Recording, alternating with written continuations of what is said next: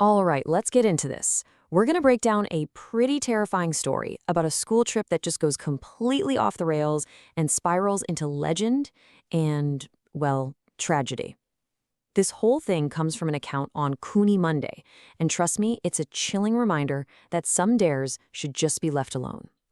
Now, this line, it's actually the very last sentence of the original story. We're starting with it because it just perfectly captures this feeling of inevitable doom. It makes you ask, what was the one thing they should have known? And what on earth happened to these three friends? Let's find out. You know how it goes in horror stories, right? Things always start out completely normal, and this one is no different. It kicks off with something we can all relate to, a school trip. But that normalcy, it's just a thin little layer that's about to be ripped to shreds. And boom, there it is, the classic setup. A broken down bus, we've all seen that before. But look at where they end up, an isolated hotel surrounded by mountains and a deep, dark forest. They are completely cut off from everything. The perfect stage has just been set for something to go horribly, horribly wrong. You know, what's so believable about this is the why. This isn't just kids being rebellious for the sake of it. It's about wanting to be popular, right? That dream of having an amazing story to tell back at school. It's such an innocent teenage motivation, and it becomes the trigger for absolute horror. So, the decision's been made. The boys are going to sneak out of the hotel.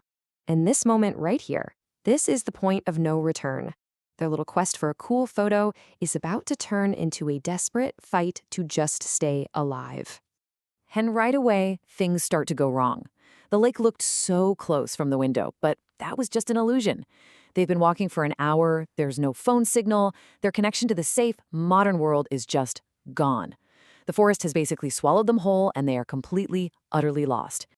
And that's when the real dread kicks in. The panic starts to turn into genuine fear. I mean, it's one thing to be lost with your friends, but it's a whole other level of terror when one of you just vanishes. The adventure is over. The nightmare has officially begun.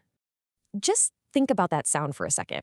It's so specific and so creepy. It's not a monster growling or someone screaming. It's this methodical human sound, digging, that has absolutely no business being out there in the middle of the night. It suggests there's a purpose, some grim task being done in the dark, and that is just way more unsettling. So they push forward, searching for Rohan, heading deeper into the darkness. But what they're about to find isn't just their friend. It's like some unknown shadow has fallen over him, and their night of fear is about to get violent.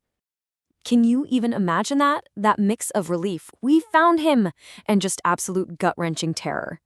There he is, but he's digging a hole in the ground, like he's preparing a grave. Their friend is standing right there, but in a way, he's already gone. And this is where it gets just unreal. The change isn't just in his mood, it's a total takeover. The block eyes, that's the classic sign, right? The giveaway that whatever is looking at them through Rohan's face is not human. The person they knew is just a puppet now.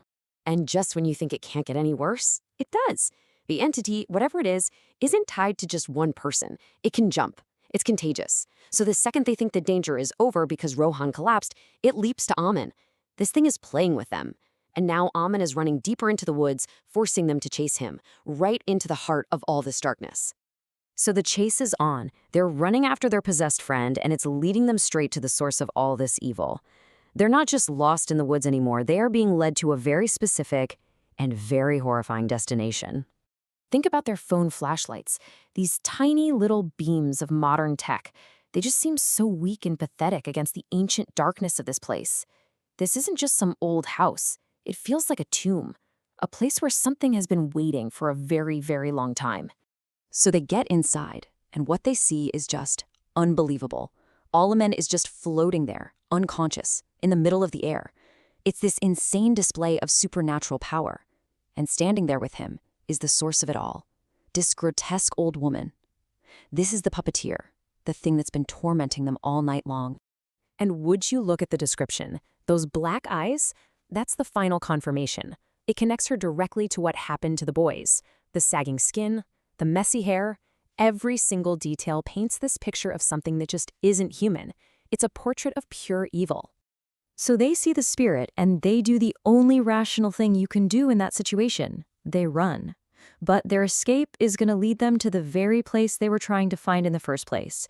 And the consequences are going to be tragic. You know, it's the way she moves that's so terrifying. She's not walking, she's not even running. She's crawling down the stairs like an insect. That unnatural movement just shatters any hope that this is something they can understand or fight. It is completely alien and absolutely horrifying. And here it is, the brutal, cruelest twist of irony. This whole night was a journey to get to this lake, and in their desperate attempt to escape death, they run right into its cold, dark water. They finally found their destination, and it turns out it was a trap all along. Turns out, the spirit in the house is also the spirit of the lake. This whole area is her domain. Ayush manages to get away, but he's given a parting gift, the lifelong trauma of watching his best friend drown, completely powerless to stop it. He survived, but you can't call that a victory. It's a life sentence. So, the sun comes up, but the story isn't over, not by a long shot. Now we get the explanation, the legend behind the horror. Why did all of this happen? And this is just the devastating reality of the morning after. It wasn't a nightmare. And Aman, the one they last saw possessed back in those woods, he's dead too. 2 of the 3 friends are gone. Their dare cost them literally everything. And this timeline, this explains it all. The spirit isn't just some random monster. She was a victim. Her rage comes from this act of incredible violence. She was murdered, her body thrown into this very lake, and now her spirit just lashes out at anyone who trespasses on her final, lonely resting place. And really, that's the question that just sticks with you, isn't it? It all started with a simple dare, a desire to be popular and have a good story to tell. But the forest held a much older, much more tragic story. And for Ayush, the one who has to live with the memory of that night, the price was his 2 best friends and a lifetime of knowing what's really waiting out there in the dark